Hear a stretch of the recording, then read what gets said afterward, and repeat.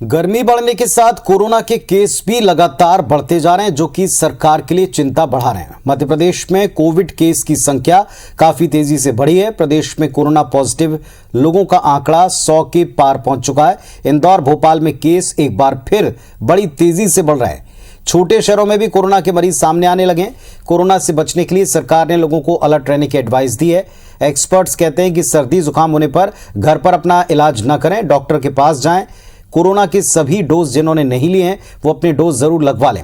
हालांकि जानकारी ये भी है कि कोरोना की प्रवृत्ति को समझ पाना फिलहाल मुश्किल है। इसके बारे में रिसर्च की जा रही है। लगातार नए नए वेरिएंट्स भी इसकी एक वजह सामने आ सकते हैं।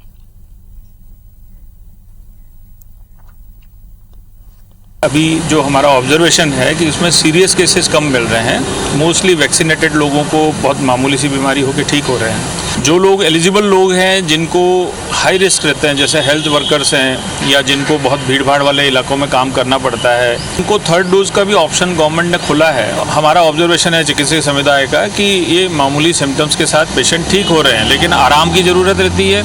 सिम्टोमेटिक ट्रीटमेंट, अर्ली इंटरवेंशन की ज़रूरत रहती है। दवाइयाँ ठीक से लेने की ज़रूरत रहती है। छत्तीसगढ़ और मध्य प्रदेश में कोरोना का संक्रमण लगातार बढ़ा है। इसकी दर भी बढ़ी है। आपको दो तस्वीरें हम दिखाएंगे। बीते कुछ दिनों में छत्तीसगढ़ में कोरोना के 47 नए मामले सामने आए। बिलासपुर में 2 लोगों की मौत कोरोना की वजह से बताई गई। हालांकि दोनों मरीज किडनी और सिकल सेल की गंभीर बीमारी से भी जूझ रहे थे। लगातार बढ़ती संक्रमण दर को देखते हुए अब विभाग अलर्ट हो चुका है।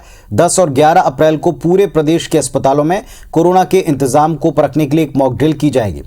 स्वास्थ्य विभाग बढ़ते संक्रमण दर को देखते हुए लोगों से एक बार फिर सतर्क रहने की अपील कर रहे हैं। मध्य प्रदेश में कोरोना केस की संख्या बढ़ी है।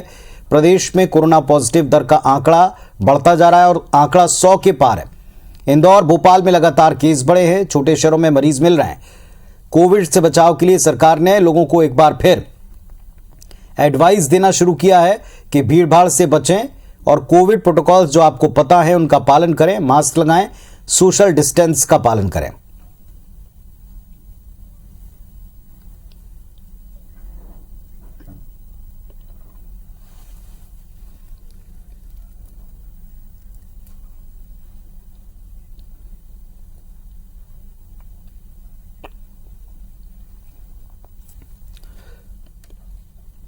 और इस वक्त क्या स्थिति है बताने के लिए हमारे साथ में हमारे 2 सहयोगी जुड़ रहे हैं और साथ में डॉक्टर ओपी सुंदरानी साहब हैं जो कि मेकारा अस्पताल रायपुर से जुड़े हुए हैं। विवेक पटैया जुड़े भोपाल से, राजेश राज जुड़े रायपुर से। पहले एक जल्दी से अपडेट लेते हैं दोनों जगह का क्या है।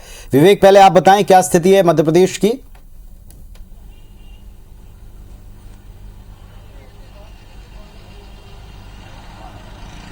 देखिए, कुछ दिन से लगातार जो है भोपाल सहित जो महानगर है वहां पर कोविड के केसेस लगातार बढ़ते जा रहे हैं। राजधानी भोपाल की यदि हम बात करें तो पिछले 24 घंटे में जो है 14 कोविड पॉजिटिव मरीज मिले हैं और उसके पहले कल यदि हम बात करें तो कल 26 मरीज मिले थे।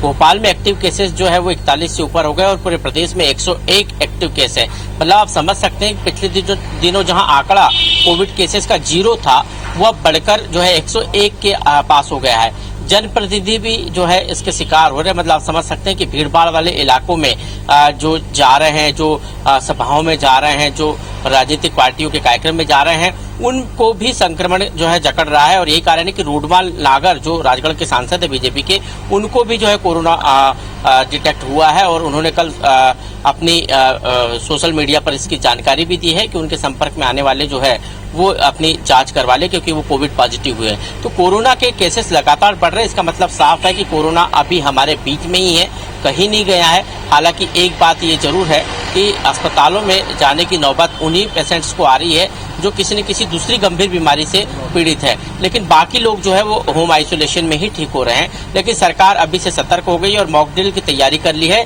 जल्द जो है प्रदेश के अस्पतालों में मॉक ड्रिल होगी और व्यवस्थाओं को लेकर, चाक चौबंद व्यवस्था को लेकर जो है सरकार के जो प्रोटोकॉल है, नियम है, उनका पालन कराने की कोशिश भी सरकार की तरफ से की जाएगी। हालांकि वैक्सीनेशन के प्रति लोगों में उत्साह बिल्कुल नहीं है। पूरे प्रदेश में यदि हम बात करें तो 4 वैक्सीनेशन कल हुआ था, मतलब आप समझ सकते हैं कि लोग वैक्सीनेशन कराने के लिए नहीं जा रहे हैं, और चारों वैक्सीनेशन भोपाल में हुए थे। मतलब पूरे प्रदेश में भी नहीं, पूरे अकेले भोपाल में ही 4 वैक्सीनेशन हुए। मतलब कोरोना से बचाव का एक ही मात्र जो तरीका है वो वैक्सीनेशन है, लेकिन वैक्सीनेशन को लेकर भी लोग गंभीर नहीं है। अब हो सकता है, चलिए ठीक है विवेक, मतलब ये लापरवाही भारी पड़ सकती है, बढ़ते केसेस इस तरफ साफ इशारा कर रहे हैं। जागरूकता अभियान को तेजी से राजेश हमारे साथ में जुड़े हुए हैं, मैं राजेश का भी रुख करता हूं। राजेश बताएं छत्तीसगढ़ की क्या स्थिति है अभी?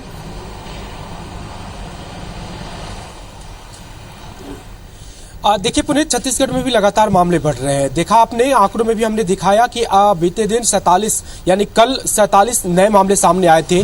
पूरे प्रदेश में एक्टिव मरीजों की संख्या 155 को क्रॉस कर गई है। और जो संक्रमण दर है, यानी अगर 100 टेस्ट होते हैं तो उसमें कितने मरीज पॉजिटिव निकल रहे हैं, तो कल ये आंकड़ा 4.14 था, यानी हर 100 मरीज में 4 से ज्यादा मरीज पॉजिटिव मिल रहे थे। आज का ये आंकड़ा 3.34 के करीब है। लेकिन पिछले 8 से 10 दिनों में आप देखेंगे तो संक्रमण दर लगातार बढ़ रहा है। एक सप्ताह पहले संक्रमण दर 1% से नीचे था, कल वो 4% से आगे चला गया था। और यही बात जो है वो चिंता की है। इसलिए स्वास्थ्य विभाग लगातार अब लोगों से अपील कर रहा है कि आप कोरोना प्रोटोकॉल का पालन कीजिए, भीड़ भाड़ में जाने से बचे, मास्क पहनिए, सैनिटाइजर का इस्तेमाल करिए, हाथ न मिलाइए, इस तरह की चीजें कह रहे हैं। और खास करके उन लोगों के लिए जो दूसरी बीमारी से पीड़ित है, जैसे कि शुगर है, जिनके ब्लड प्रेशर की बीमारी है, सिकल सेल की बीमारी है, हार्ट की दिक्कत है, हाइपरटेंशन है, ऐसे लोगों के लिए जानलेवा साबित हो रहा है। बिलासपुर में 2 लोगों की मौत इसी वजह से हुई है। हालांकि उनको किडनी की प्रॉब्लम थी और सिकल सेल की प्रॉब्लम थी, लेकिन वो पॉजिटिव मिले और फिर उनकी जान चली गई। तो ऐसे वल्नरेबल पॉइंट जो दूसरी गंभीर बीमारी से पीड़ित है लोग, उनके लिए स्वास्थ्य विभाग ज्यादा सतर्क रहने की अपील कर रहा है, प्रिकॉशन डोज लेने की बात कर रहा है। और सबसे बड़ी बात कि आजकल में एक बैठक भी रखी गई है स्वास्थ्य विभाग की, जिसमें तैयारियों की समीक्षा होगी कि तमाम सरकारी अस्पतालों में किस तरह की व्यवस्था है। 10-12 को मॉक ड्रिल करके उनको परखा जाएगा। और दूसरे जो जिला अस्पताल से लेकर कुल मिलाकर एक बार फिर से वो सारे प्रोटोकॉल्स याद दिलाए जा रहे हैं जिनकी आवश्यकता है, और लोग जो फॉलो करना अब धीरे धीरे करके भूल रहे हैं।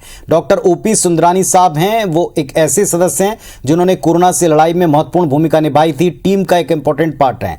डॉक्टर सुंदरानी, स्वागत है आपका IBS 24 में। अभी इस वक्त जो कोविड के केस बढ़ रहे हैं, रफ्तार बढ़ रही है, एक तो कारण आपको क्या लग रहा है, और दूसरा कितने तैयार हम लोग हैं?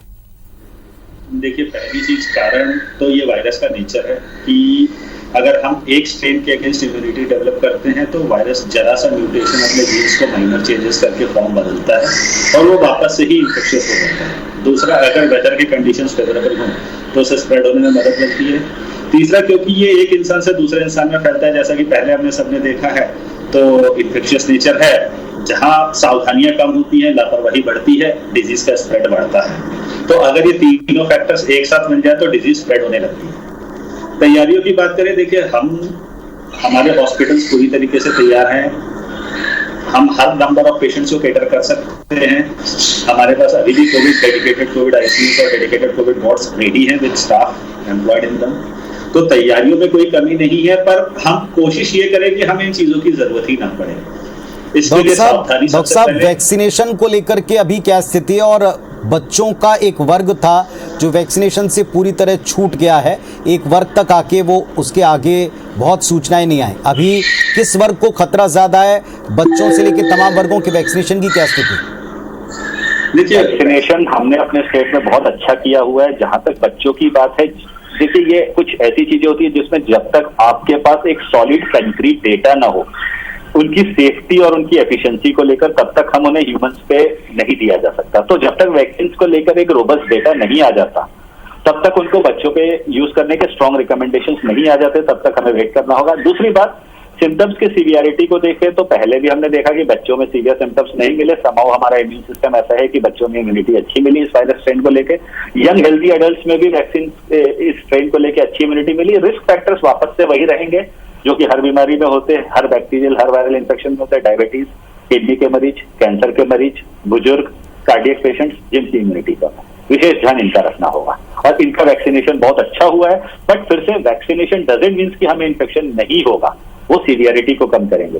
तो इन्फेक्शन ना आए इसके लिए सावधानी तो बरतनी ही होगी। बहुत शुक्रिया आपका। डॉक्टर साहब जो कह रहे हैं इस बात को बहुत अच्छी तरह से आप गांठ बांध लें कि आपने एक तो अगर जो बताएं कोमॉर्बिड पेशेंट बताएं, अगर आप वैक्सीनेशन अभी तक नहीं लिए हैं तो तुरंत वैक्सीन लगवाएं, और वैक्सीन ले ली तो ये ना समझ लें कि आप हमेशा बच जाएंगे, आपको प्रोटोकॉल का पालन करना ही पड़ेगा। आप सबका बड़ा शुक्रिया, आप जुड़े और इस गंभीर स्थिति के बारे में